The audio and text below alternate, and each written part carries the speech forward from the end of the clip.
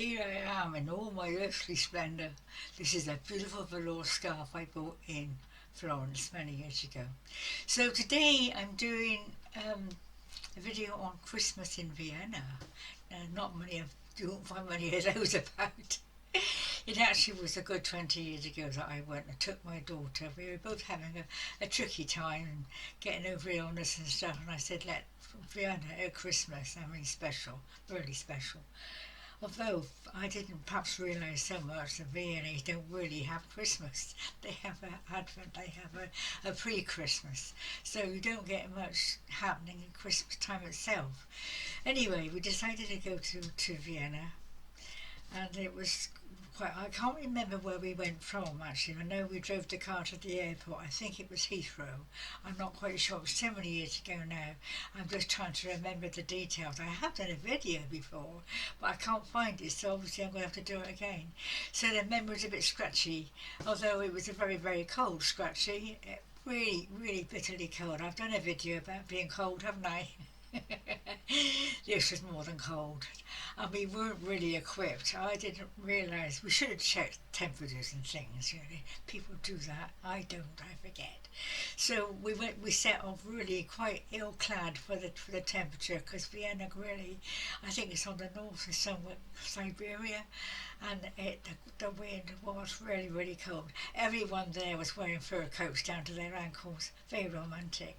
So we were in kind of everyday stuff. I think Kirsty had a anorak or something, and she really wasn't well dressed, ill-equipped, and we just froze. We really did just. It took the pleasure out of the holiday, really. So if you go to Vienna at Christmas, do take a fur coat. So then we set off. We got to the airport, and I can't remember the details, but the flight over was magical because they were playing carols, and there was hardly anybody on the plane. And these carols and the music and the night sky. When we got to the airport, of course, it was much. We descended into the very, very cold atmosphere. We booked into a hotel with my air miles. It wasn't very special, but we booked into this hotel, and we thought we'd have a long, I think it was a long weekend actually. I couldn't have done a week there.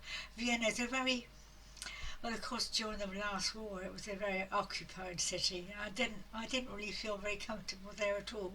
Very cold, a bit like Rome, big city, shops and people, kind of cold sort of feeling to it, and it was cold.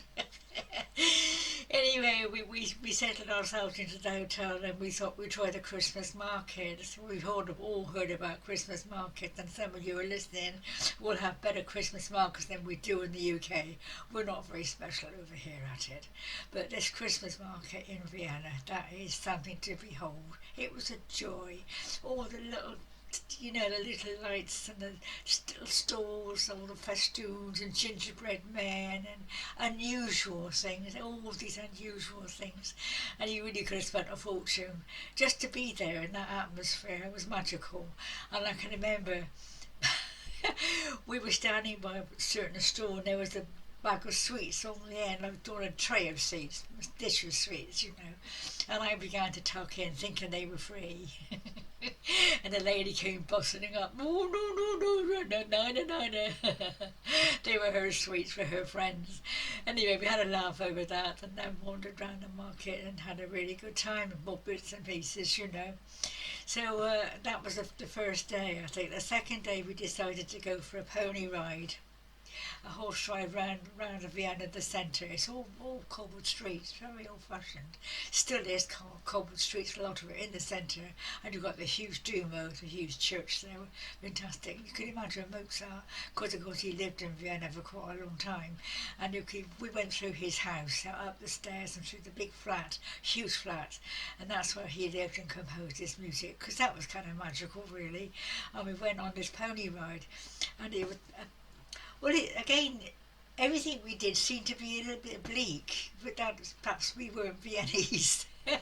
And it was a cold, very cold day. Went on this horse, I think two, was it one pony, clip clop, round the streets, but it was so cold. You couldn't really enjoy yourself because you were freezing, And our poor Kirsty, I didn't know she was as cold as she was. She only had a little jacket on and she'd been down with the flu, so we were pretty miserable, really. Then we set off on this pony thing round the corner, and it was the air was coming out. But we kept trying things, and that night we thought we'd try the Fleishmarket, which is the meat market. And I don't eat meat, but it was a special place where the composers, Beethoven used to go, and all the composers, their favourite place, by the Danube, it was called the Fleishmarket. And so we decided to go for this meal. And I think I had, what did I have? What's it called? The meat there, veal and shish, I think it's called. And Kirsty, she was very quiet. I don't know why she was, but anyway, we had a very quiet time. But it was nice just to be in the atmosphere, the oak beams, and the magical place that they used to use. So we had our meal out, which was nice, and we also went to a concert. I think the same day. I can't remember. In the huge guest house, it's called. It's about the council hall, and we climbed up these steps. And magical place, magical. The floor was polished. The chandeliers. And they played Mozart. The music festival was playing Mozart. And funny enough, they all stood up playing. They do that apparently in Vienna. They have stand-up music, which is very odd to see. We're not used to that, are we? But that was another magical time, really. Very, very lovely.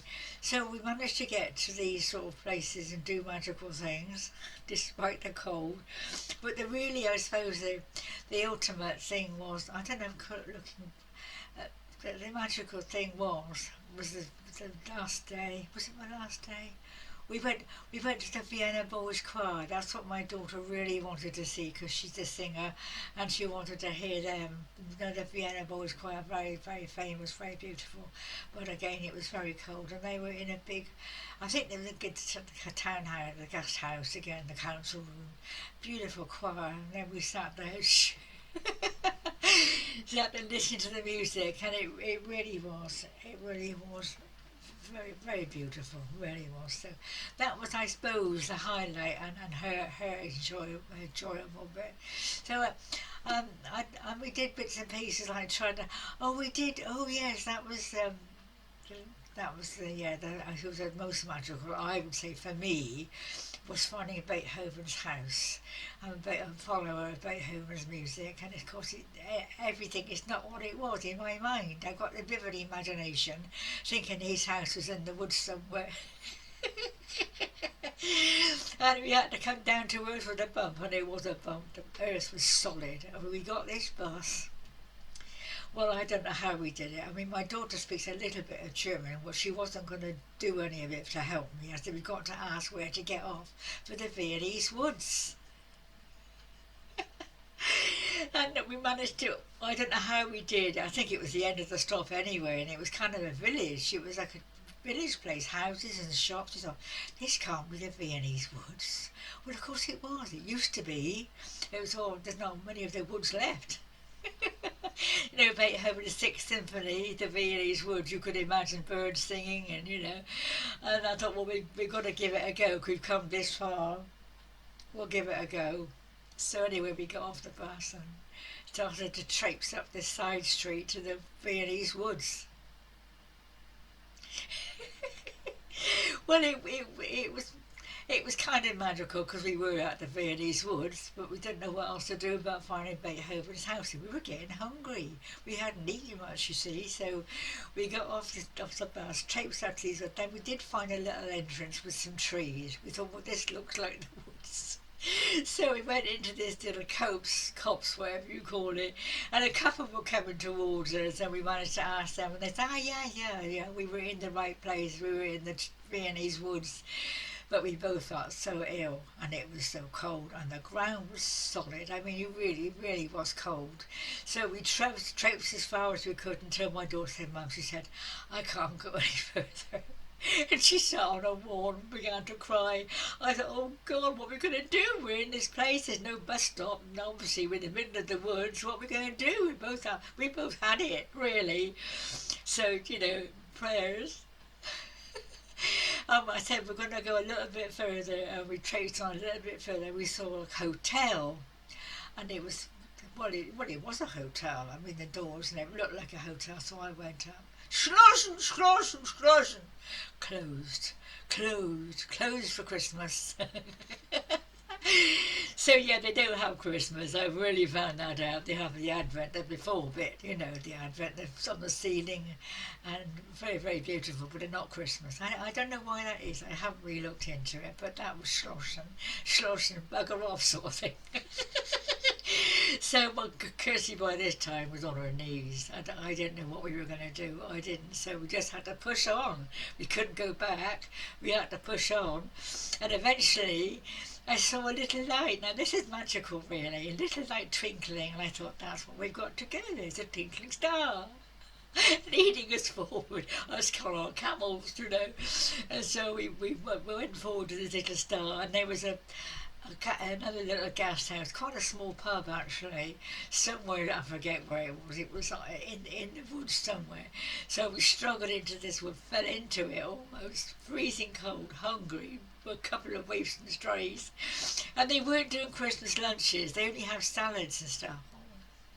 I mean, I don't like salads at the best of time, but it was warm and safe, and we had a coffee. No, we didn't. We had glühwein. You know the glühwein, the red wine with the spices in. It's very cheering. After a couple of those, you'd feel anything. You wouldn't feel anything. So we managed to get ourselves something to eat and this wine, and we were a little bit, It was fun, actually. It was fun, and we finally got a rest for our legs. Then, of course, we had to come down again. They were quite high up. So after this cheery wine and salad, warm up, we decided to come back. So we left the hotel, pub, whatever, began to go downhill. And right at the bottom of the hill was a little pink cottage. It was a cottage, it wasn't a house, it wasn't a church, it was pink, painted pink, right on the edge of the walkway really. It was still in the woods, but hardly, you wouldn't have known. And I said, that's Beethoven's house. And it was where he used to live, where he used to compose his music. And we went up to the door and we went in, and it's very Lutheran religion. And there was a little nativity scene, and it was very bleak, not bleak, bare, very basic. And I said, we've arrived. This is the object of my journey, the house. A bit like the house at Bethlehem, I suppose, but this was the house in the woods. And it was worth every penny. It was. We got to our destination, and then of course we fell out of there into the next bus stop home to our hotel. So there we are. That's my Christmas adventure in Vienna. Lots of memories there, lots of things I've missed out because I can't remember it all, of course. But basically, it was. I wouldn't do it again. Not a city holiday. Not in Vienna anyway, where it's very cold. So whenever you go anywhere, check the temperatures. And of course, I realised afterwards that Kirsty's still a student. She only had her student clothing. I should have checked things out more and made sure we were much more warm. Anyway, there, darlings, I've got some pictures, but I wouldn't be able to show them to you on the screen. Horse and cart. And yeah, it was magical. And there we go. All have a good Christmas. I'm sitting here on my own again. I've been here for 10 years. 10 years for Christmas is on my own. I don't mind, actually. I prefer it on my own. I can't think of anybody I'd rather be with. And my daughter's somewhere else, so there we are. That's the way it is, isn't it? Anyway, darling, take care of yourselves. God bless. Love you lots. Take care. Bye-bye.